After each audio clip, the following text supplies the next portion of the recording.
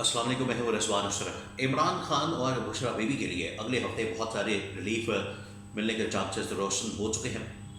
और इमरान खान और बुशरा बीबी को अदालतों के ज़रिए से आखिरकार रिलीफ मिल रहा है। दो तीन अहम तरीन दरख्वास्तें जो कि इस वक्त इस्लामाबाद की मुख्तलिफ अदालतों के अंदर लगी हैं, उनके मुतल्लिक जो है इमरान खान और बुशरा बीबी जो इस वक्त पिटिशन दायर कर चुके हैं उनकी जानिब से, उसके अंदर अदालती खोसा सैनेटर अली ज़फ़र और बैरिस्टर गौहर खान, और उन्होंने मुख्तलिफ अदालतों के अंदर अपनी पिटिशन दायर की है 3 मुकदमात के अंदर, जिनमें इमरान खान और बुशरा बीबी को सज़ा दी गई है। उसमें एक केस है साइफर का, दूसरा मुकदमा है तोशाखाना का, और तीसरा केस है इद्दत में निकाह का। अब जो इद्दत में निकाह का केस है वो डिस्ट्रिक्ट कोर्ट के अंदर मजिस्ट्रेट की अदालत में, वो जो मजिस्ट्रेट है जहाँ से ये मामला चलना है, उसके अंदर जो है 11 मार्च तक समाअत जो है मुलतवी कर दी गई है, वो भी अगले हफ्ते होना है। और जहाँ तक बात है दूसरे मुकदमात की, जो कि साइफर केस है और दूसरा तोशाखाना केस है, तोशाखाना केस और साइफर केस भी जो है उसकी आखिरकार उसकी जो समाअत है वो अगले हफ्ते होनी है। अब ये तीनों जो मुकदमात जिनके अंदर इमरान खान और बुशरा बीबी को सज़ा दी गई है, इन मुकदमात के अंदर जिस तरीके से बेसरबा इल्ज़ामात लगाए गए और बेबुनियाद किस्म के मनगढ़ंत किस्म के इल्ज़ामात लगाए गए, उनकी कोई हकीकत नहीं है। जबकि इसके पीछे आपको पूरी 1-2 साल की बैकग्राउंड नज़र आती है। वो बैकग्राउंड भी मैं आपको बताता हूँ, और कुछ एक तो खबरें हैं जो सुबह सवेरे सामने आई हैं। कल रात को सामने आई थी, लेकिन सुबह सवेरे उनके मुतालिक बताना आपको बड़ा ज़रूरी है, जो कि इस हवाले से पाकिस्तान की जो मौजूदा सूरत हाल है उस हवाले से सामने आई है। फिर मैं आपको थोड़ी सी बैकग्राउंड भी उसकी बताता हूँ कि जो इमरान खान के ऊपर बुशरा बीबी के ऊपर मुकदमात बना के, इनको सज़ाएँ सुना के, इनको प्रेशराइज करके, इनको सरेंडर करने पर, इनको डील करने पर मजबूर किया जा रहा है, उसकी अब कोई हकीकत नहीं है। इसकी बैकग्राउंड ये है, और इसके ऊपर जो है वो शादाना गुलजार ने भी बड़ी ज़बरदस्त ब्रेकिंग न्यूज़ दी है जब वो कौमी असम्बली के इजलास के अंदर आई और जिस तरीके से उन्होंने इजलास को अटेंड किया। ये असल में सिलसिला शुरू होता है 2022 से, जब इमरान खान के ख़िलाफ़ अदम एतमाद लॉन्च की जाती है। तहरीक अदम एतमाद इमरान खान के ख़िलाफ़ उसकी साजिश शुरू की जाती है। ये सिलसिला वहाँ से शुरू होता है। और शादाना गुलजार जो कि PTI की मेंबर है इस वक्त, उन्होंने एक इंकशाफ किया है कि 2022 के अंदर जब ये अदम एतमाद आ रही थी, जिन दिनों में इमरान खान के ख़िलाफ़ अदम एतमाद लॉन्च की जा रही थी, उस वक्त शादाना गुलजार और बाकी जितने PTI के मेंबरान और मुख्तलिफ पार्टियों से ताल्लुक़ रखने वाले लोग वो कहाँ कहाँ जाते थे, उनको क्या पैगाम दिया जाता था, इस हवाले से शादाना गुलजार ने एक बहुत बड़ा इंकशाफ किया। शादाना गुलजार ने कहा है कि हमें उस वक्त बुलाया जाता था, और शादाना गुलजार ने अपनी मिसाल दी कि मुझे बुलाया गया मुख्तलिफ एम्बेसी के अंदर, मुख्तलिफ सफारत खानों के अंदर, और बुला के कहा गया कि आप जो है इमरान खान को छोड़ दें, PTI को छोड़ दें,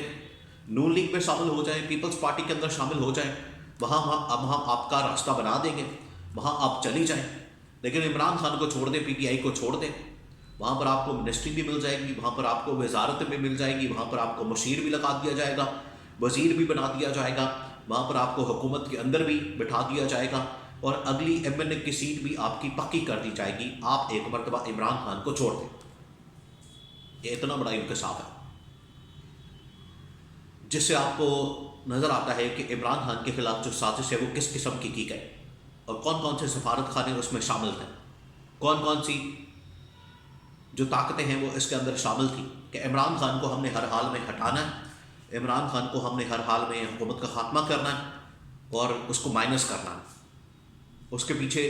ये कहानी है, और ये बैकग्राउंड 2022 से शुरू होती है। इस वजह से मैंने ज़रूरी समझा कि ये वाली मिसाल भी आपको बता दूँ, ये वाली ख़बर भी आपको बता दूँ, जो कि शादाना गुलजार ने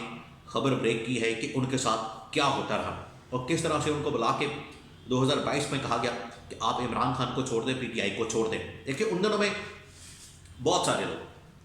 शादाना गुलजार से कहा गया कि ये जो आपको सब कुछ कहा गया, आपने इमरान खान PTI को उसकी लीडरशिप को इस हवाले से आगाह किया। तो शादाना ने कहा बिल्कुल मैंने आके इमरान खान को आगाह किया,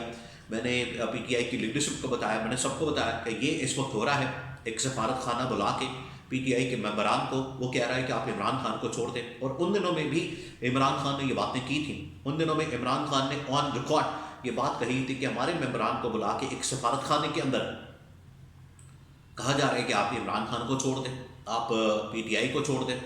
آپ کسی اور دوسری پارٹی میں شامل ہو جائیں، آپ نون لیگ میں چلے جائیں، پیپلز پارٹی میں چلے جائیں. عمران خان نے کہا کہ یہ جو سازش کی جا رہی ہے یہ ہمیں اس کا پتہ لگ چکا تھا، ہمیں پتہ تھا اس کا. یہ سلسلہ اصل میں 2022 سے شروع ہوا ہے جو عمران خان کے خلاف شروع ہوا، اور آخرکار یہ جو 3 مقدمات کے اندر سزا سنائی گئی عمران خان کو، جس کے اندر توشہ خانہ، سائفر اور پھر اس میں یہ جو نکاح والا کیس ہے. اب عمران خان کو یہ کہا جا رہا ہے کہ آپ کسی طرح سے ہمارے ساتھ ڈیل کر لیں، اور ڈیل کرنے کے لیے اس وقت بہت پریشر موجود ہے. پریشر بھی ڈالا جا رہا ہے، پیار سے بھی بات کی جا رہی ہے، منت ترلا بھی کیا جا رہا ہے. عمران خان کا منت ترلا بھی کیا جا رہا ہے اور پیار سے بات کی جا رہی ہے، اور ساتھ میں پریشر بھی ڈالا جا رہا ہے. یہ جو تینوں مقدمات جن کا کیس، جن کا فیصلہ دیا گیا، سائفر، توشہ خانہ اور اس میں نکاح والا، یہ پریشر ٹیکٹکس ہے کہ پریشر بھی ڈالا جا رہا ہے، اور ساتھ میں عمران خان کو اس حوالے سے پیار سے منانے کی کوشش بھی کی جا رہی ہے کہ آپ باہر آ جائیں، ہماری آپ کے ساتھ کیا لڑائی ہے، ہماری آپ کے ساتھ کیا دشمنی ہے، ہمارا آپ کے ساتھ کوئی بھڈا نہیں، کوئی جھگڑا نہیں، کوئی لڑائی جھگڑا نہیں، اور آپ باہر آئیں، باہر آ کے اپنا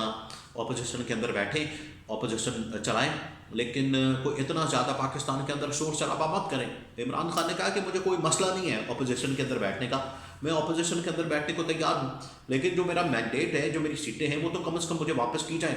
یہ تو نہیں ہو سکتا کہ آپ میرا مینڈیٹ اپنے پاس رکھیں، چوری کر لیں میرا مینڈیٹ اور سیٹیں چوری کر کے اور باقی دوسری جماعتوں کے اندر بانٹ دیں. تو پھر آپ کی جانب سے بھی تو کوئی اس قسم کا آخرکار ریاکشن ہونا چاہیے، آخرکار اس طرح کا سی پی ایم آنا چاہیے، آپ کی جانب سے بھی کوئی، آپ کی جانب سے بھی ہاتھ بڑھایا جائے اور پھر ہماری جانب سے ہاتھ بڑھایا جائے، تو اس کے بعد ہی کوئی معاملات آپس میں طے ہو سکتے ہیں. یہ تو نہیں ہو سکتا کہ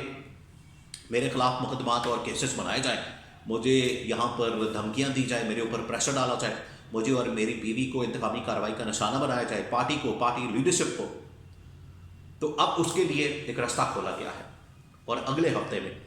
نہ صرف یہ جو 3 مقدمات ہیں جس میں توشہ خانہ کیس بھی شامل ہے، سائفر کیس بھی شامل ہے اور نکاح والا کیس بھی شامل ہے، ان مقدمات کی سماعت ہونی ہے، اور اس میں عمران خان کو ریلیف ملنا ہی ملنا ہے. ایک تو میرٹ کے اوپر ملنا ہے، دوسرا یہ کہ آخرکار ریلیف اس مقصد کے لیے بھی ملنا ہے کہ کچھ سی پی ایم کیا جائے اور عمران خان کے لیے ایک ونڈو کھولی جائے اور بات چیت کی ایک ونڈو کھولی جائے، تاکہ دونوں فری کین جو ہے وہ بیٹھ سکیں اور بات کر سکیں، اور دونوں جو ہے اس حوالے سے بات چیت کو آگے بڑھا سکیں، جو کہ پاکستان کے لیے اس وقت بڑا ضروری ہو چکا ہے. دیکھیں پاکستان کے جو اس وقت حالات و واقعات بن چکے ہیں، اپنے ایک بات ذہن میں رکھنی ہے کہ پاکستان اس طرح سے نہیں اب چل سکتا جس طرح سے دھکا لگا کے زور زبردستی دھاندلی کے ساتھ چلانے کی کوشش ہو رہی ہے. پچھلے 2-2.5 سال آپ نے چلا کے دیکھ لیا، اس کا نتیجہ کیا نکلا ہے وہ آپ کے سامنے ہے کہ پاکستان اس وقت دیوالیہ کے بالکل قریب پہنچ گیا ہے، اور عمران خان نے اس کے بارے میں اس وقت ہی وارننگ دے دی تھی، خبردار کر دیا تھا، اور عمران خان نے اس بارے میں کلیئرلی یہ سمجھا دیا تھا کہ اگر میرے خلاف ہونے والی سازش کو نہ روکا گیا، اگر اس سازش کو بریک نہ لگائی گئی اور اس سازش کو اسی طرح سے ہونے دیا گیا، اس کو اجازت دی گئی، سازش اس طرح سے امپلیمنٹ ہو گئی، اس کا نقصان جو ہے مجھے نہیں ہوگا، اس کا نقصان پاکستان کو ہوگا، اس کا نقصان پاکستان کی اکانومی کو ہوگا، اس کا نقصان پاکستان کے اندر عدم استحکام کی شکل میں آئے گا، اور آخر کا نقصان جو ہے وہ 24 کروڑ عوام کا ہوگا. اور آج وہ ہو رہا ہے، آج عوام بھگت رہی ہے خمیازہ اس کا، قیمتوں کی شکل میں، مہنگائی کی شکل میں، بے روزگاری کی شکل میں وہ سامنے آ رہا ہے. تو یہ آخرکار عمران خان نے پہلے ہی بتا دیا تھا، پھر عمران خان کے اوپر چپ کرانے کے لیے مقدمات، کیسز، پھر سزائیں،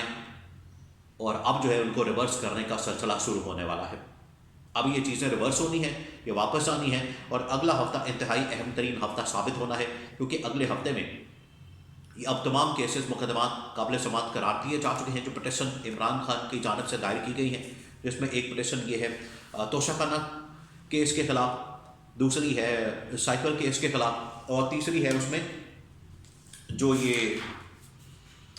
نکاح والے کیس کی. نکاح والے کیس میں بھی عمران خان نے وہاں پر پٹیشن دائر کر دی ہے، اور نکاح والا جو کیس ہے اس کے اندر بھی آخرکار ریلیف ملنا ہے، اور ساتھ ہی عمران خان کو جو سائپر کیس ہے اور توساخانہ کیس ہے اس میں بھی